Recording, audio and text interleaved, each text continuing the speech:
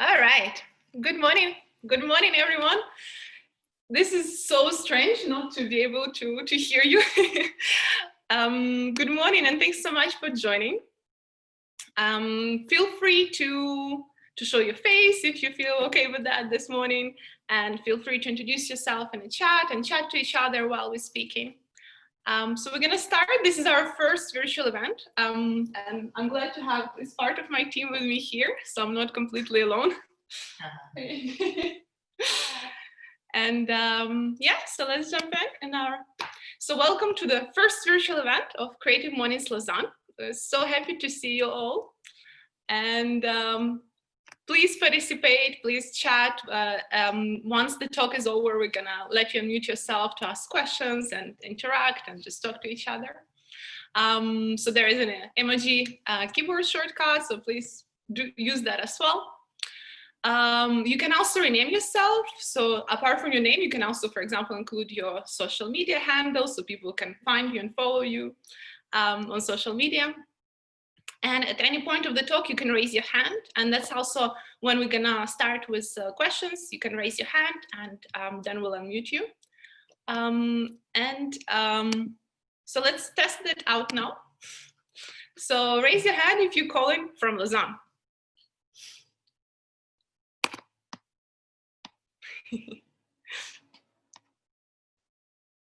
Raise your physical hand or raise there's so to raise your hand, that's good that we're testing. So to raise your hand, you can do so like this. Yeah, so I see Elia figured it out. I see. Hey, perfect. So yeah, if you based on Lausanne, raise your hand. Cool, so many of you. Here, yeah. All right, so, okay, good. Now, can I please ask everyone who is not calling in from Lausanne to raise their hand on the chat?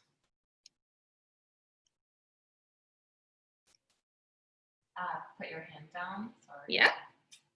Elia, Leslie, no, maybe everyone's from Lausanne? Well, there should be a few people, I think, but.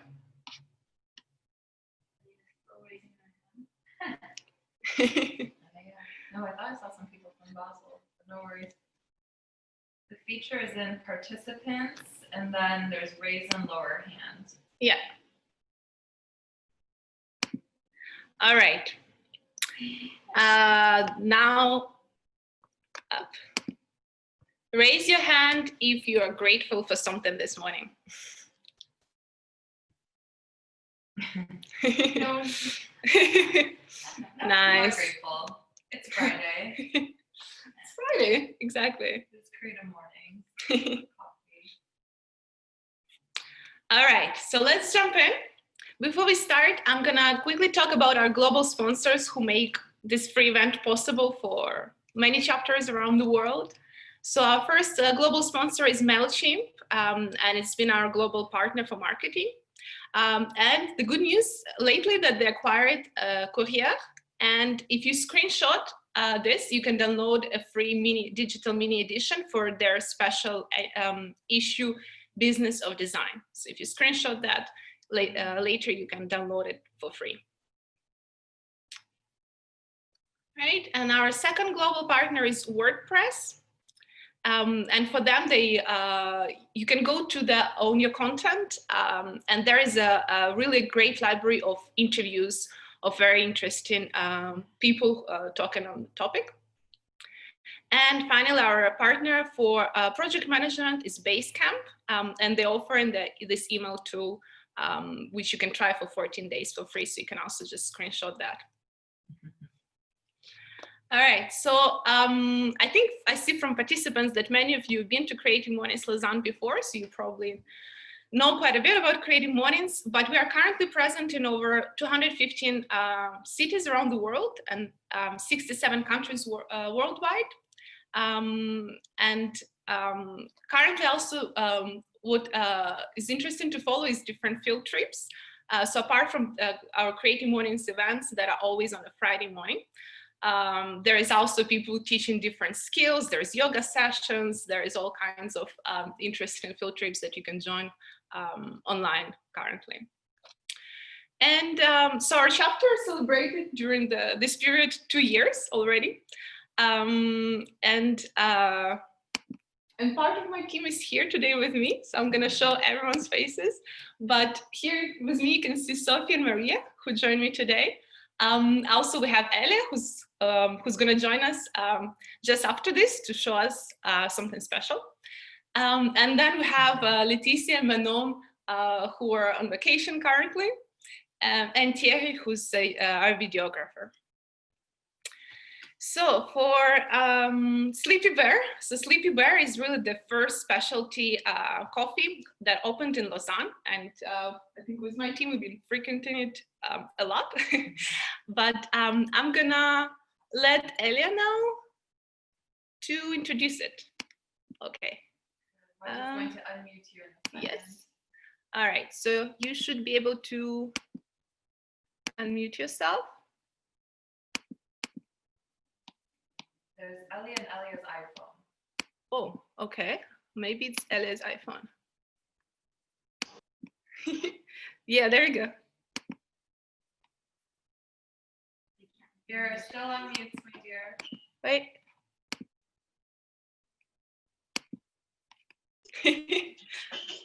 I think I unmuted Okay. myself. You Yes. can That's hear all good me, now. you can see me as well. You're like a Excellent. reporter live on the Reporting straight from Sleepy Bear. Good morning from Sleepy Bear. Here is Diana. Can you? Hello. Hello, Creative Mornings. Hi, Bears. Welcome to Sleepy Bears. We are really happy to have you here this morning. So, like you said, Sleepy Bear is the first specialty coffee shop that opened in Lausanne. They opened in 2016.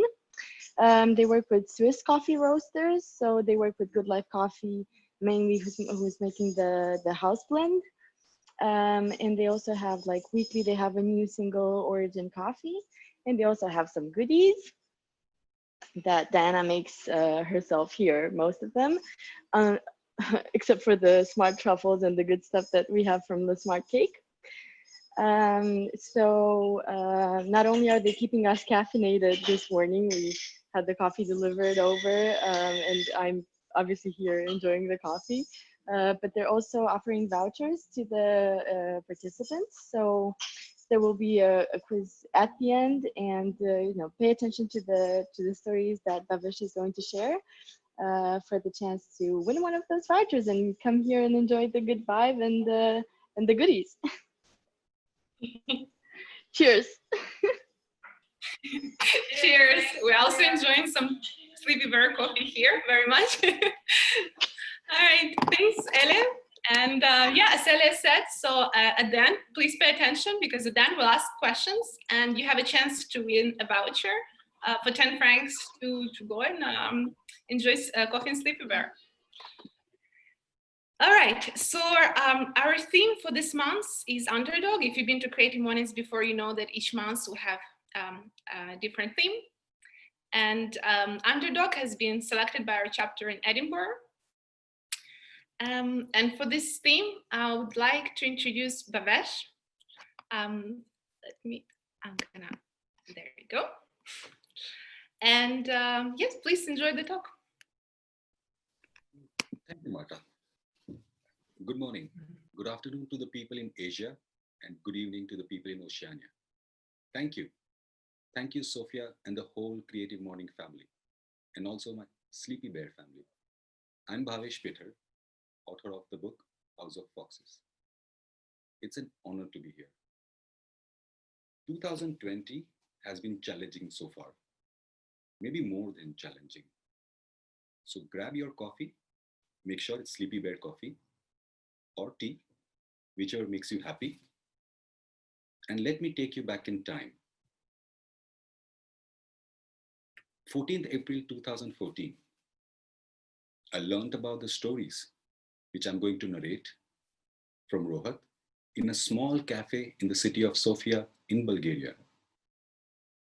while having a midnight dinner. Any city which offers food after 11 p.m. is like a second mother to me. Once upon a time, I was traveling back to back to countries I would have never imagined to go. Meeting people I cherish now. Today, I will take you through a journey narrating the stories from these people I met. They are stories of resilience and their determination to win despite being the underdogs. Certain themes kept coming up during my journey: war, justice, politics, and freedom. There is a great quote from a great poet, Maya Angelou. It goes like this: there is no greater agony than bearing an untold story inside you. I felt the words of Miss Angelou resonate within me. I was in agony to tell these stories and ended up writing them in a single beautiful story. These stories may have been lost if I hadn't met ROHAT that night. So here's the first story of the three stories I'm going to share with you today. The year is 1998. The success of Operation Desert Fox was announced, which had flattened many villages in and around Tikrit, a city in Iraq. We can now call this place a cemetery because those who were not killed in the bombing would be killed by the rival tribes or eventually by starvation. The underdog of this story is ANKA, a young medical volunteer. She was treating wounded civilians at a temporary hospital built just inside the NATO military camp. She must have seen more disturbing war scenes than a soldier on a battlefield. She was treating two wounded children, Rohat and Amina, at the hospital. They were brought to the camp as they had no one to go back in their family. ANKA expedited the adoption paperwork for these kids. She explored all the channels of her network to get these two children a better future away from the war. But her efforts were met by rejection, one after another. One fateful day, the military unit commander called her in his office and told her that they are leaving Iraq and she has to evacuate within 24 hours, with or without them. ANKA knew leaving Rohat and Amina behind is signing a death warrant for them, as the rival tribe would show no mercy on them. That's when she confronted the unit commander with the information that seemed confidential, which forced him to let her and the two children to fly on the last flight out of Baghdad before the civil riots started. And because of this heroic act of hers, we now have the next two tales. So gather around, here's the second story.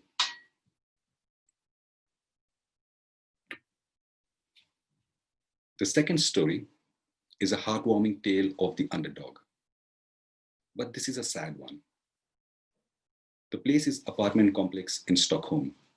The year is 1999, just 1 year after the first story. Farhad is our protagonist. He's waiting for his asylum along with his son Ali in Stockholm. He had left Iraq after the Gulf War in 1992, which killed all his family except his son. He took the longest journey of his life to reach Sweden in search of freedom for his son. Now, destiny is such that Rohat and Amina land up in the same housing apartment as Farhad and his son. Rohat and Ali become best of the friends during their stay. They were each other's shadow, as they were of same age and from same ethnic background.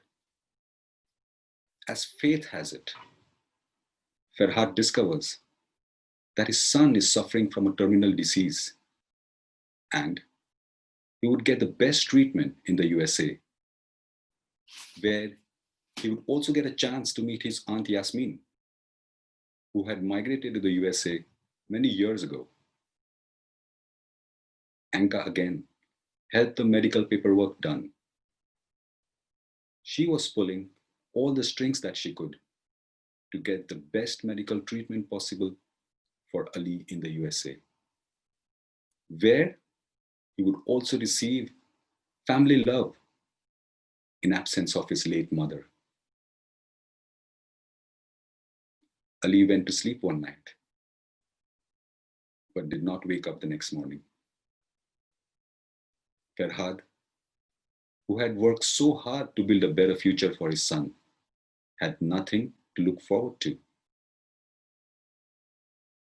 ANKA suggested that Farhad should take Rohat instead of his late son to the USA and build a new life for themselves with his sister already there. Farhad had a choice, either to live a lonely life or to give a better future that he dreamt for his son in USA.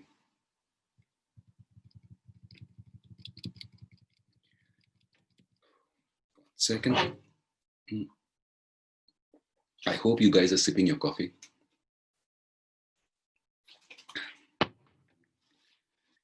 Millions of people struck by a tragedy take a long journey who makes them heroes for their families and the world. They are among us, the bravest of the brave. Every year, millions of people take a journey to get a better future for themselves and their families. International migrant numbers, 272 million in 2019, continuing an upward trend in all major world regions.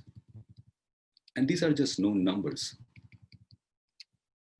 The top 10 countries of origin account for 1/3 of all international migrants. In 2019 itself, with 17.5 million persons living abroad, India was the leading country of origin of international migrants. Migrants from Mexico constituted the second largest diaspora with 11.8 million, followed by China with 10.7 million, and the Russian Federation at fourth spot with 10.5 million, whereas Afghanistan took the 10th spot with 5.1 million.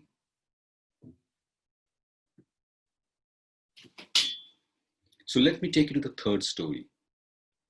This is the last story that I would like to share with you today. Imagine you wake up one day to find out that your whole world has changed.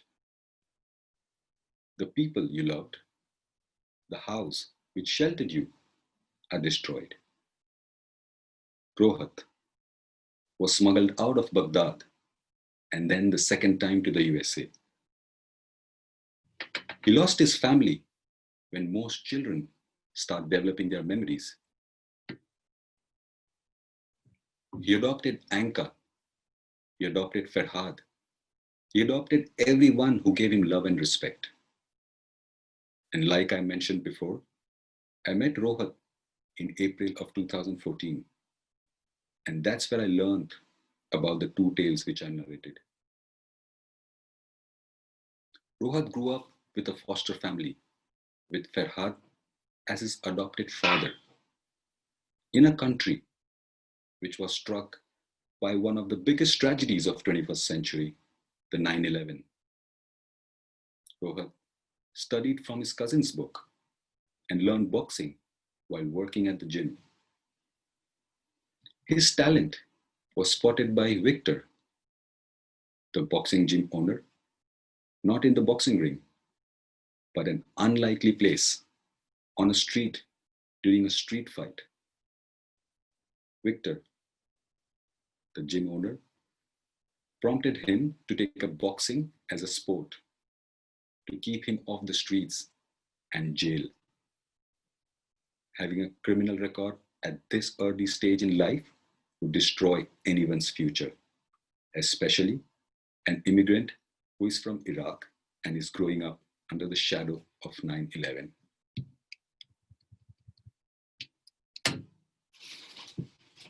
Rohat pursues boxing professionally until he gets unknowingly involved in politics of sport.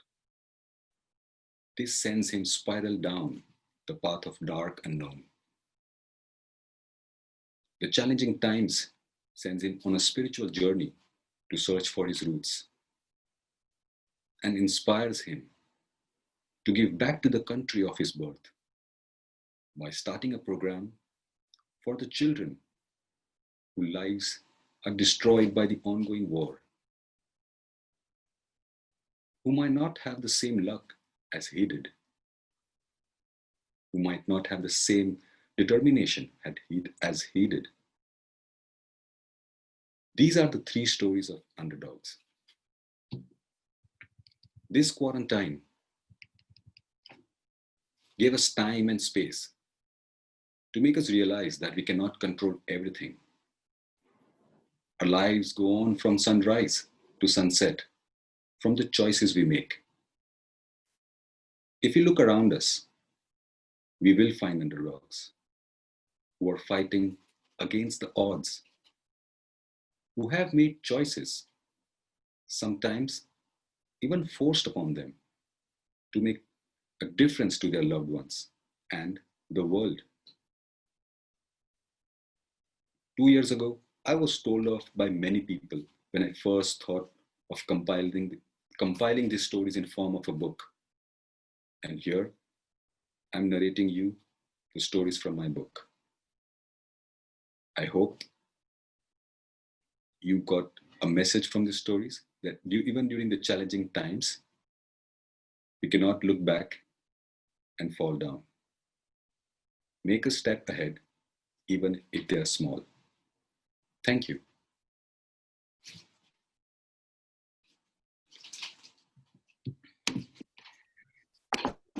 Thank you, Bhavesh. Thank you so much. All right. So I guess it's question time. I don't know, Bhavesh, do you prefer for the questions about your stories? Would you like to ask them? We can keep him unmuted, I think. He can Yeah? Yeah. All right. So is everyone ready? So this will be in your chats. So how to answer the question is the first person to type the correct answer in the chat gets the voucher. So it'll be easy Simple. to see who gets it. All right. Is everyone ready? All right. Bhavesh, would you like to ask a question? All right, let me be the quiz master now. So here's the first question. What is the name of the city where Rohat was born? Oh yeah, and we already have an answer from Stefan. Yeah. Okay, should we wait for people? I'll repeat again. What was the first? Yeah. But I think Stefan already popped in answer followed by somebody from iPhone. I will let you guys decide and declare which is the right answer to keep still the suspense. Do we say the right answer? Do we say the right answer? Double check because I think it's Tikrit too. Is that the right answer? If that's correct answer, Tikrit is a correct answer. Hi, Renata. Yes, Stefan. All right, so the first voucher goes to Stefan.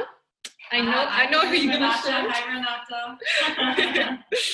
All right, so one person can win only one voucher. So Now, let's continue with the second question. Just a side note, Renata, your coffee is on me. Oh, wow. She says, on the iPhone, you can't read and type at the same time. Yeah. So, People are ready for the, oh, wow, they already saw the question. So here's the second question. How many children did ANKA rescue with her last flight of Baghdad? I think we already have an answer from Sneha. Who was the first? The first was Stefan. And now? And now is Sneha, S-N-E-H-A. Sneha. All right. So And let's note it. anyone remember their names? I guess this is not part of the voucher, so I should stop. But ROHAT and Amina. Yeah. All right. So I'll let you know the name. So we'll, for the people who win the vouchers, we'll contact you after the event to tell you what to do next. All right. Shall we go on to the third question? I think just a side note again, I think Elia was typing since she was on iPhone, so I can also invite her for a coffee with Renata. We are in Lausanne, so we can. Very generous. Everyone's about to get a coffee. All right. So third question. Let's go. Ready?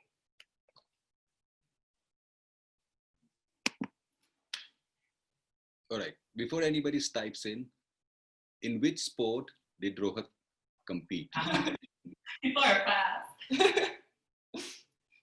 So we have iPhone. What is iPhone? I think if it's the same iPhone as Renata, I think.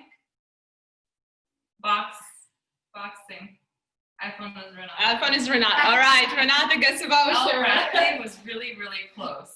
By like, actually, I might have even met. A matter of seconds. All right. Okay. So third voucher. Sorry, box is Portuguese. It counts. It counts. Okay. All right. So fourth question. Ready? Is Bradley? Yeah. Bradley is also in Lausanne. From Lausanne. Who? Bradley. Bradley. Oh, okay. Yeah, yes. You're invited to. You just invite him. You should be careful. I don't know. People are gonna hold you up to this. All right. Fourth question. Here we go. So This this one is a bit statistical. And so as per the UN, in 2019, this was the top country from which the migrants were originated. Okay. People are close. Bradley says Mexico. Olivier says Mexico. Who's Marth? Got it right. It's India. India, Marth. Yeah. So India was the leading country. Migrants from Mexico were the second largest at 11.8 million, followed by China at 10.7. You guys are close. At least we know you're listening. You're not too far off. Marth, are you from Lausanne? Marth? Yes, perfect. All right. Cool. All right. So, ready? Last question and last chance to get a voucher. Can I plug in for Olivier Pessa? If he's in Lausanne, he's invited too. Oh my goodness. I like your generosity. Because Olivier's like, oh no, I'm so bad. All right. So, last question and last chance. Ready? Okay, everyone, be ready. Go. All right. Sleepy Bear is the dash specialty coffee shop that opened in Lausanne. Yes, Olivier first. Exactly. This one. There we go, Olivier. All right. I like Renata saying best.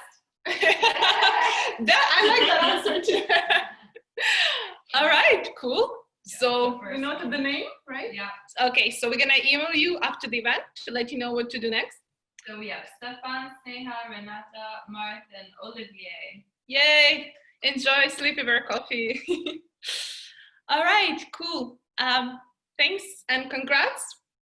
And I think now we're gonna open the floor for discussion. If I'm just gonna, I think there is still some. All right, so the way to do it, just raise your hand and I'm gonna unmute you and you can ask your question. Don't be shy.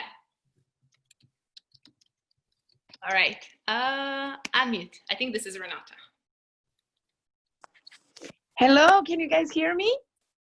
Yes. Yay, hey! Hi guys from Creative Mornings and guys from Sleepy Bear. Nice to be with everyone and nice to hear your presentation, Bhavesh. This was amazing. In fact, I have a question about actually your creative process, because I think everybody in their life thinks, oh yeah, one day I'll write a book, and then you have all these ideas, but then you actually to sit down and actually to come up with all of these, and the way you tell the story yourself is so passionate. I wonder if it was a hard thing to do or if it was a super easy thing to do. Thank you so much. So I'm not a writer, I'm an accidental writer. That's what I call myself. It was a very slow process. Actually, there was no intention to write a book. Though it started with when I met ROHAT in a small cafe. And over the period of time, I started writing all the stories which I learned from him and from related people. I started scribbling them on a piece of paper. And those pieces of paper kept on piling one on top of the another. And that's why at one point in time, I was just looking at it and a friend of mine told me that, what are you doing with this? I said, I don't know. He said, why don't you combine them in one book, one form of story?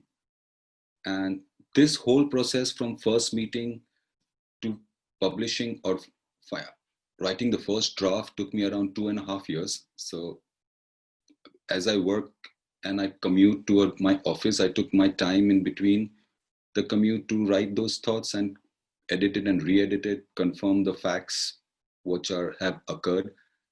So that was a long process. I have not done this before.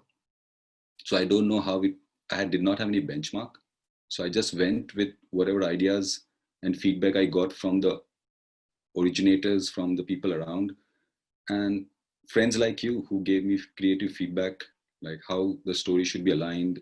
Because at the beginning, my stories was all over the place. And gradually and slowly, it took shape of a streamline like a river. All the tributaries came together, and that's today what I said is the result of this evolutionary process. And I would like to give a shout out to my editor. She just messaged in the chat forum, so I should give a shout out to my editor.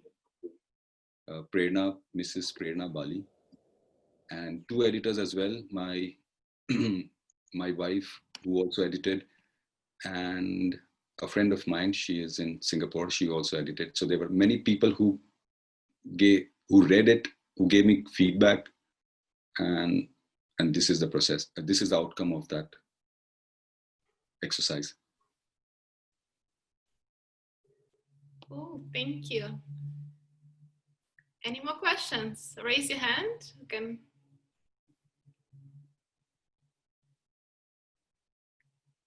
A lot of questions actually in the chat itself. Yeah.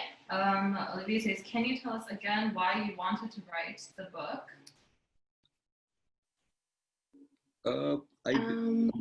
To answer this question, I'll combine with Elia's answer with why I got into sports and do you practice any sport in particular. I used to work in boxing. I used to work at boxing at a very professional level where we used to organize boxing events around the world. And that's what took me to places which I would have never imagined to booking a ticket by myself. And that's where I met, in one of those events, I met ROHAT. And that started the process of hearing the stories from people who I would have never met. And boxing is such an interesting sport, and it has such a rich history, because boxing, people think it's a cruel sport. But if you meet those people who are fighting inside the ring, are the most humble and the sweetest person you will meet outside the ring. They are a different personality inside the ring, but outside the ring, they're the most sweetest, probably like your coffee, Elia. They're very nice. They're very nice and humble, and And I can tell you one story which I met. There was a boxer in Argentina. He was competing at a very professional level. He had 4 siblings. Out of some of them were in jail, and he was the only earning member of the family. So he was fighting to keep his family together and keep them in a safe place. So these are the short stories, small stories which get lost unless somebody hears it or somebody listens to them or summarize. And when I met Rohat, I felt the agony that I should write it and at least tell it to my friends. That was the intention, because most of the time we hear the successful stories of successful athletes, how many money that they made, how many medals they won. But the journey of that is very difficult for somebody to understand who only watches the primetime TV or primetime sports channel. That's my brief answer for that. And There is more questions in the chat. Prena asks, were you scared of exposing the corruption in sports? There is no right or wrong answer to it. I was not scared of telling the truth for what I saw. So that is, yeah, for me, I'm not a person who understands politics. I just wrote what I saw, and that's the gist of it. And I worked with Mrs. Prerna over this, and we had back and forth on going on that, what is this? Is this right? Or I said, I'm just writing what I saw. People can judge based upon their personal experiences. And since I have not seen the world, I have only seen the world through my lens, my perspective. And this is a perspective, and other people in the world will have a different perspective to the same story. So this is my side of perspective. Thank you. Any other questions, comments? All right, there is Mart. All right, I'm gonna let you unmute yourself now so you can ask a question. Yes, hi, thank you very much. Great talk, Bhavesh. It was really interesting to hear your stories. And I have just one question. Do you know what the protagonists of your stories are up to now, like what they do now? Can you tell us about that? Yes and no. The guy who is having, last I spoke, was working and trying to build a small life for himself back in his motherland, both the protagonist and his son. I think it got overwhelming for them to handle the pressure of not giving back to the country land. So I think that motivated them to go back and do what they can for, at least for their loved ones and maybe for themselves.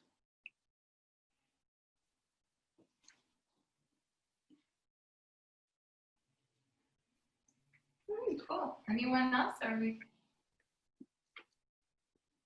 Well, maybe that's all. Yeah. All right. I think. Sorry. While the questions are coming, I can give a shout out to my father, who is not on the iPhone. He's listening to now with my sister. So they have been bearing the brunt of my my creative process. So thanks to them and my mom.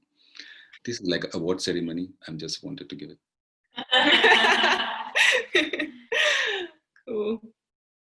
No, thank you so much, Bhavesh, for doing this event with us and having it be virtual. At least I think the positive is we get some people who are even outside of Lausanne joining. So I think that's really exciting. But thank you so much, and thank you to everyone who took the time this morning to join us virtually. I know we've all been on screens a lot recently, so it could be tiring, we know, but I hope this was a nice way to start your Friday. All right. Thank you so much, everyone. And yeah, have a great Friday, have a great weekend, and we hope to see you next month. Yes, hopefully. Thanks, Sal. Bye. Thank you. Take a picture. Yeah, and wait. Screen cap. Or no. Up. And now you can unmute yourself and say Bye. bye or anything really, or shout. But now everyone is free to. Bye from Sleepy Bear. Have a great weekend, everyone. Bye. Thank you very much for the talk. Waiting for that coffee date now. Good one. We should have a Do we group. have everybody's email addresses for the vouchers? Yes. Yeah? Yeah, we Cool. have ones from the registration. Yeah. Awesome. All right. Thank you so See much. ya. Thank you so Ciao. much. Bye. Bye. Thank you.